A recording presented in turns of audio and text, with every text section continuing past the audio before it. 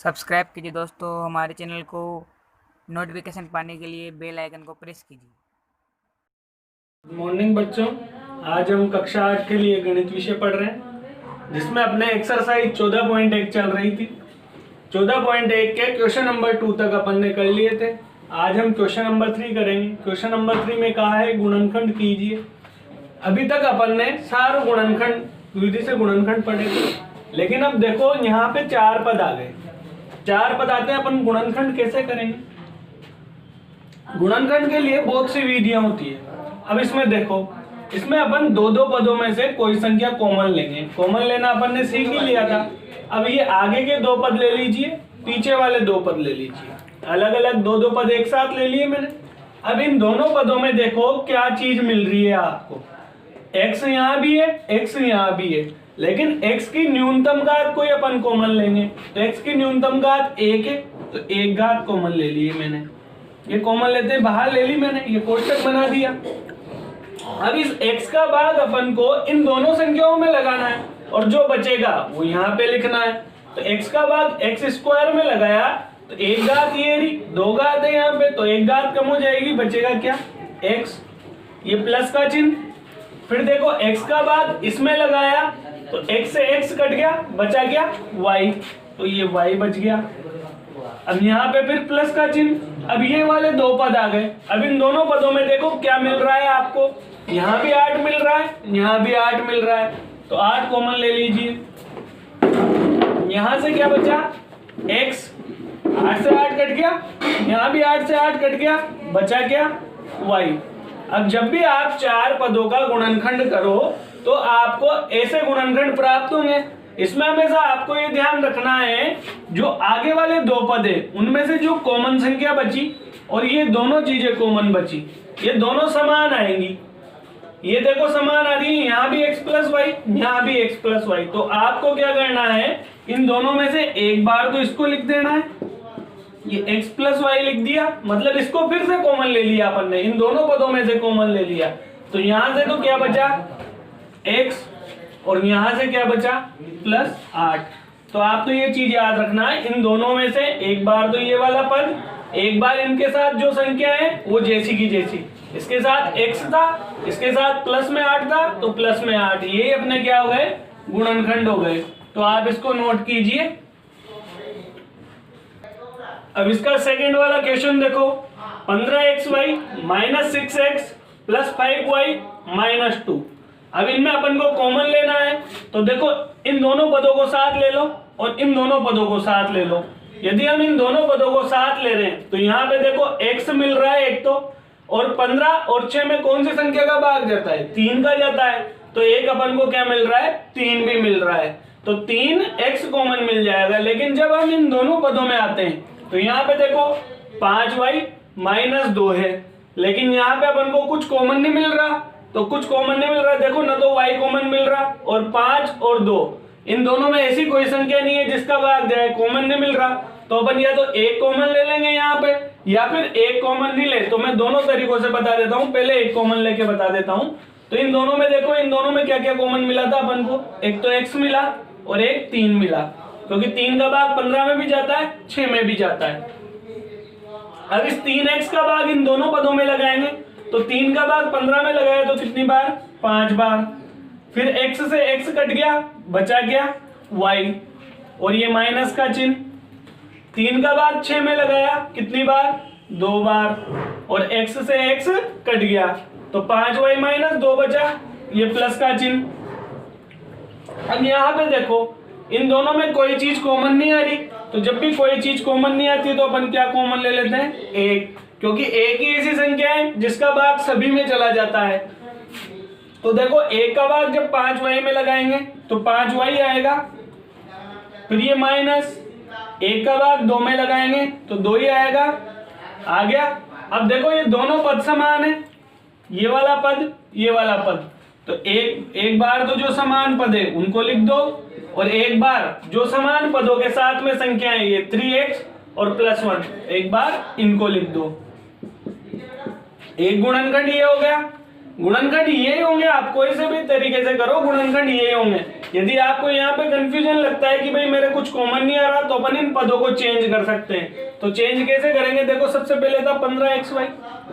अब 15xy के साथ आप इस वाले पद को ले लो 5y को, क्योंकि 15 और 5 में 5 कॉमन मिल जाएगा, तो ये प्लस 5y ले लिया मैंने। फिर इस -6x, ये -6x और -2, मैंने क्या किया, ये वाला पद आगे लिख दिया, ये वाला पद पीछे कर दिया। अब देखो इन दोनों में तो 5 मिल जाएगा, इन दोनों में क्या मिल जाएगा 2, क्योंकि 2 का भाग दोनों में जाता है, तो इसमें से 5 निकाल लो कॉमन। 5 मिल गया, और क्या मिल गया कॉमन आपको, y भी मिल रहा है। अब 5 का भाग 15 में लगाया तो 3 बार, और यहां से बचा x, ठीक है। 5y से 5y कट गया, बचा क्या 1, ठीक है। अब यहाँ पे देखो दोनों जगह माइनस है, तो माइनस कॉमन ले लो, और फिर दोनों में 2 का भाग जा रहा है, 2 कॉमन ले लो।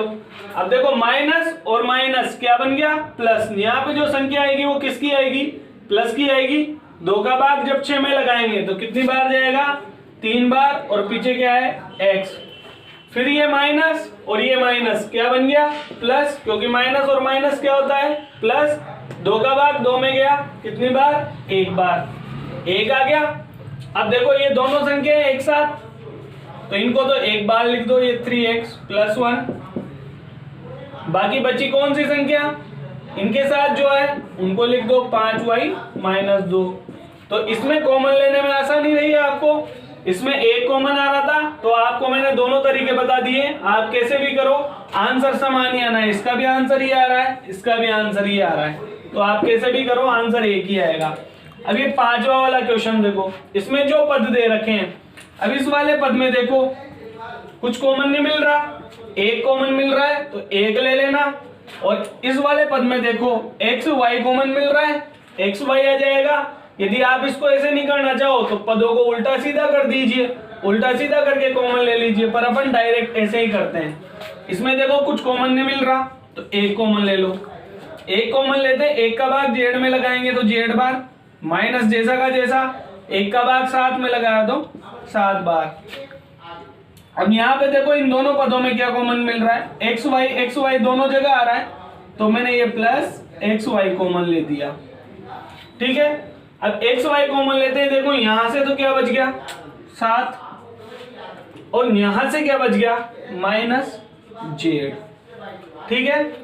अब ये देखो ये वाला पद z -7 था, लेकिन ये वाला पद क्या आ गया 7 - z, उल्टा आ गया ये पद दोनों समान आने चाहिए, ये दोनों पद समान होंगे तभी अपन एक पद बना सकते हैं उनका। अब ये तो समान नहीं है, तो समान बनाने के लिए मैं क्या करूंगा, देखो ये 1 z - 7। अब मैं इन दोनों पदों को समान बनाना चाहता हूं, यहाँ z - 7 आ रहा है, मैं यहाँ भी z - 7 लाना चाहता हूं, तो क्या मैं इन दोनों पदों से माइनस बाहर निकाल दूं, माइनस बाहर निकाल दे, देखो होगा क्या, ये 7 तो हो जाएगा माइनस का, और ये z हो जाएगा प्लस का, क्योंकि माइनस और माइनस क्या हो जाएगा प्लस। जब मैं माइनस बाहर लूंगा तो माइनस और ये वाला प्लस क्या बन जाएगा, यहाँ पे माइनस बन जाएगा। ये माइनस बनते ही देखो ये 7 माइनस का हो गया और z प्लस का हो गया, तो मैंने ये z तो आगे लिख दिया और ये -7 पीछे लिख दिया, हो गया। अब देखो दोनों पद समान है, तो एक बार तो ये वाला पद समान वाला पद, और एक बार जो समान पदों के साथ संख्या है वो लिख दो, 1 - xy, ये आपका क्या हो जाएगा, आंसर हो जाएगा। और यदि आप इसको अलग करके जमाना चाहो तो अलग करके जमा लो।